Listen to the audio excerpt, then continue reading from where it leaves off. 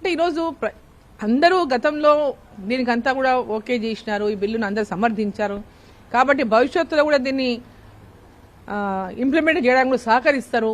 అందరి యొక్క ఆలోచన, ఇది అందరి యొక్క ఆపేక్ష అని ప్రధానమంత్రి గారు ఒక పాజిటివ్ మేనర్తో దీన్ని తీసుకెళ్లారు. కానీ వాళ్ళ లోపల బయట నవ్వుతున్నారు, కడుపులో కత్తులు పెట్టుకున్నారని ఎవరు ఊహించలేం కదా. బయటికేమో పాప మహిళలంటే ఎంతో ప్రేమ ఉన్నట్టు నవ్వుతున్నారు.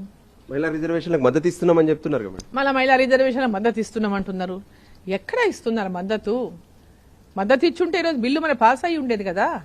వాళ్ళు కేవలం మహిళా రిజర్వేషన్ బిల్లుకు వాళ్ళు ఎప్పుడు కూడా పాజిటివ్గా లేరు. ఆనాడు ఈనాడు ఏనాడు కూడా మహిళా రిజర్వేషన్ బిల్లు పట్ల వాళ్లకు సానుకూలత లేదు, ఇష్టత లేదు. బలవంతంగానే ఆ రోజు కూడా వాళ్ళు ప్రవేశపెట్టిండ్రు.